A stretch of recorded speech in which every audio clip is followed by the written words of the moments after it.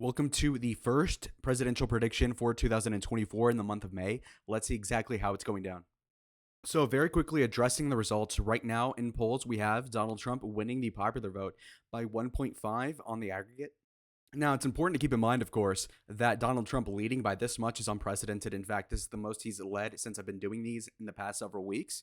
We only have one poll showing Biden up by 2. NPR, which is a very liberal institution. NPR is awful for the American people. You listen to it and it's like you're being lobotomized live. It's great stuff if you really want to fall asleep.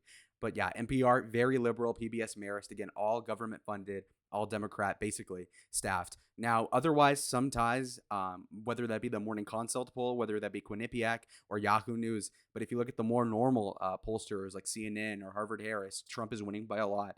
And this is actually really big because if you look at it, this time, last election and the election before that in 2020, Biden was up by 5.3. He ended up winning by 4.5, so to speak. And then Clinton was winning by 6.7, and she ended up winning the popular vote by like 2. And so when we're looking at this, Trump outperformed both 2016 and May 2nd of 2020. So that means he's on track to outperform even this year, which means that he'd be winning the popular vote in order of a magnitude of maybe 3% instead of 1.5. And then if we put this into a 5-way race, which realistically we're seeing a 4-way race, whether that be Trump, Biden, Kennedy, and Jill Stein, you notice that Trump's lead increases to 2.2%, which in and of itself might only seem like a 0.7% difference, but that's like a 30% difference if you do 1.5 minus 2.2. That's about 30% remaining of the original. So keep that in mind. So that's huge. And what's also interesting about this is that when you look at the percentages, Kennedy was pretty down bad. The last video I made about him, the guy was at like 8%. Now he's at 10.2. So he's doing a little bit better on the aggregate, which is promising for him. Jill Stein, on the other hand, again, going up a little bit. She's at 1.6. So that's pretty good news for her because obviously that's going to take votes away from Biden. So if you're a Democrat, then you're going to be seething at that news. But Jill Stein has been gaining recently because of her pro-Palestine takes. And basically, there's been an agitation recently. So in regards to this upcoming problem, when it comes to Palestine and these college students causing a mess, even in places like Columbia or in particular UCLA, you look at this. In the Washington Post, which is liberal, of course, college protests live updates. Biden urges peaceful protest as police escalate. So think about that. Even the liberal news outlets are having to sweep it up. They're having to cover this. They have to.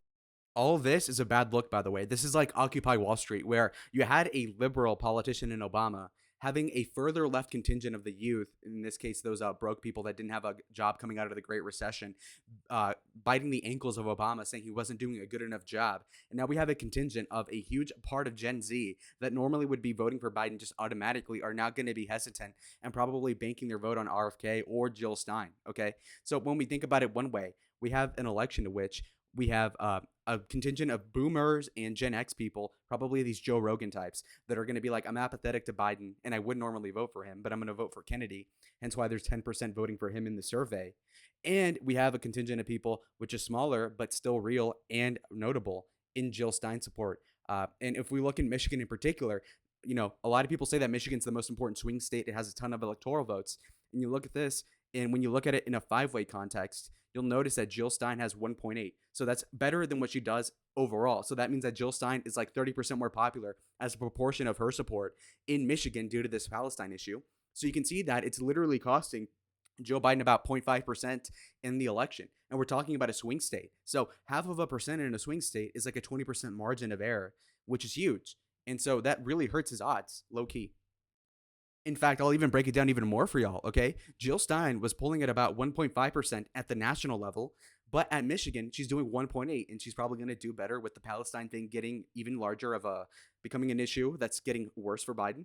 And so that 0.3% of a difference, well, guess how much Trump is winning Michigan according to the polls right now? He's winning it by 0.2.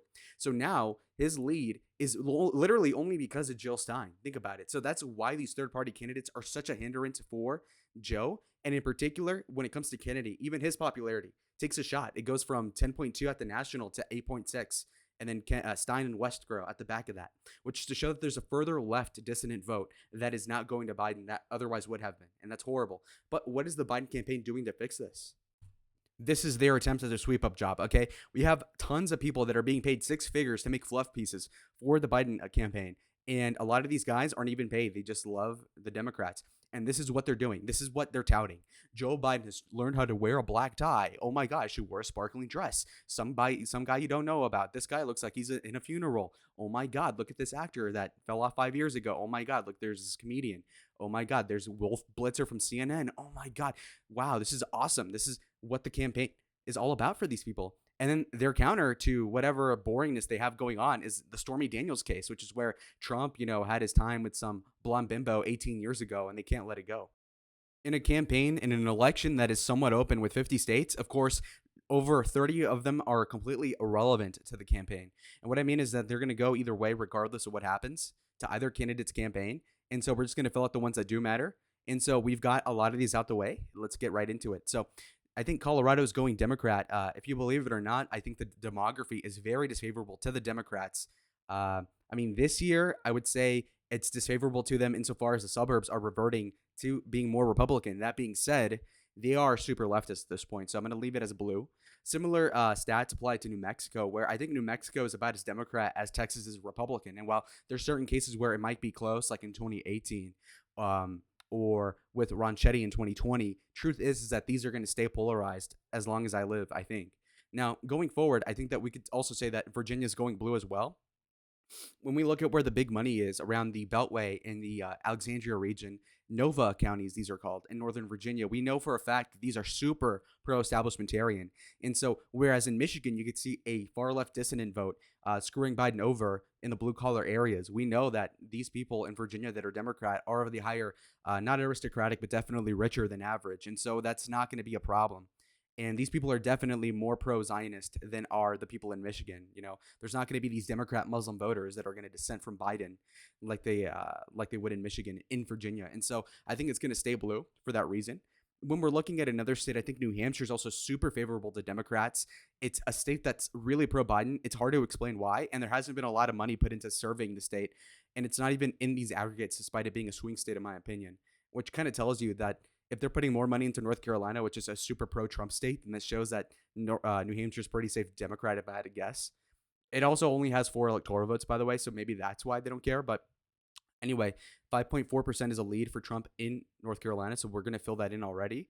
You see that, okay? Now, North Carolina has gone blue, maybe 15 years ago in 2008, but it's gone red in 2012, 16, and 20. So keep that in mind. Moving on, I think the next state that's important is going to be Minnesota. Minnesota is really interesting because there is a nomenclature of Somalis and Arabs, and these people will definitely abstain from voting for Biden as much as they did before. That being said, otherwise it's completely Democrat, so I'm leaving it blue for now.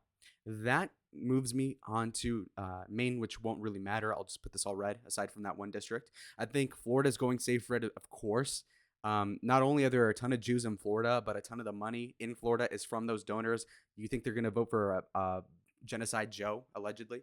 I really don't think so. Then when we're moving on to another state like Georgia, I think the state's going to be very safe red.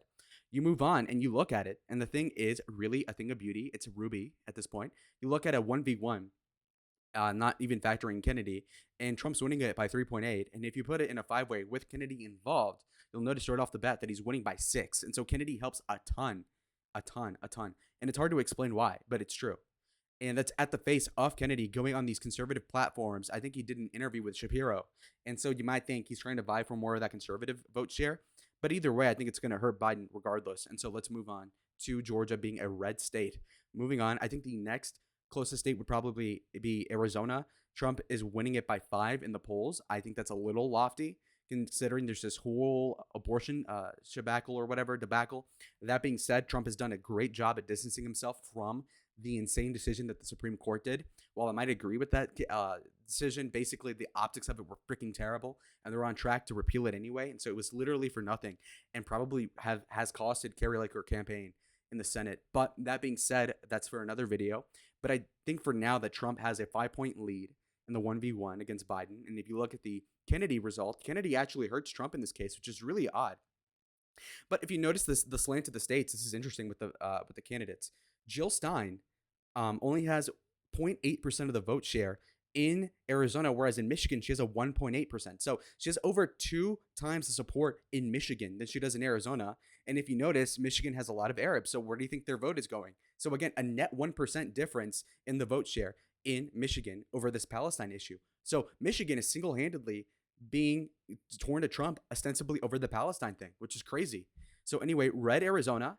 And, moving on to Michigan, we saw that Trump was winning it earlier in my video by 0.2% thanks to Jill Stein. So that's an easy one. But let's look at another state like Wisconsin. In a 1v1, Trump is winning it by 1.8, which is really promising because, again, Biden was winning it by 2.7 and Hillary was winning it by over 10. So that's a great sign. Now, moving on, I think when you put Kennedy in there and Jill Stein, you'll see that Jill Stein, again, is at a strong 1.8%. All these liberal college students in Madison, Milwaukee, these Badger types, of course, more predisposed to abstaining to vote for Biden and probably voting for a far leftist like Stein, who's pro-green energy, which is bull, and also the Palestine thing. Kennedy support is at a nominal 9. Again, Cornel West, I don't think will be on the ballot, so it doesn't matter. And even if he is, that's going to hurt Biden anyway. And so Trump's lead is basically the same if you do a 1v1 versus adding 5 candidates. So that's very fascinating. So that's a net neutral. So maybe I think RFK takes a little bit of the vote share away from Trump in a bigger race, but I think Jill Stein offsets that. And so I think that's the difference. So Jill Stein is definitely better for Trump than is RFK. Because it seems to me as if RFK is like a 55-45 either way, taking from either candidate, whereas I think that it's very obvious that Jill Stein's a far leftist and will take votes away from Joe. Anyway, so Trump has already won the race, 289 to 224. We have 2 more states. So a lot of people will say the election runs through Pennsylvania, and I couldn't agree more. Trump is winning it by 1% in the aggregate, okay? Which is compared to the 4.5 that Biden was winning it 4 years ago today, and Hillary 7.4. So that's a good sign if he's trending already upwards. Now, looking at the vote share, again, his lead increases to 1.6 nominally. And you see that Jill Stein support is 1.6, so still double what it was in Arizona, and about in line with Michigan and Wisconsin. So you can see that these Rust Belt states, for whatever reason, care more about this Palestine thing, or at least Jill Stein's campaigning more in there, maybe. Now, if we look at the vote share, we see that Kennedy is at 7.6, which is a little bit lower than normal. And we see that Trump is still winning the state. So he has a narrow win there. Now, we have one more state, okay? And so if you're going to gamble, you got to gamble in the place where we have all the casinos. Now, who's going to win that state is the question. We have Nevada. Now, Nevada has Trump winning by 4.5, so it's more or less in line with Arizona. But let's see how it results in relation to this whole nomenclature with the 5 candidates. And you see this, 7.5 for Trump. That's nuts. That's like Texas margins. That's interesting. Now, I think the reason why is because Kennedy is a little above normal at 10.3. Biden support is at a measly 34%, so he's at a third of the vote. But you see that for whatever reason, Cornel West has more of the vote there than does Jill Stein. But Jill Stein has 2.3, so it's more than Michigan, which is odd, but it is what it is. So Trump winning by a metric ton in Nevada, insane. And if you notice, they don't have a 2020-2016 survey polling time capsule because Trump, it was really a Democrat state prior to 2020. And so Trump outperformed expectations last election. And so that's why it's a new thing. And hence why they dropped New Hampshire. So they dropped New Hampshire as a swing state, but added Nevada. So anyway, there we go. 314 electoral votes for Donald Trump and 224 electoral votes for Joseph R. Biden. We'll see who he picks as VP, and we'll see how this develops. I hope you enjoyed the video, and I'll catch you on the next one. Adios.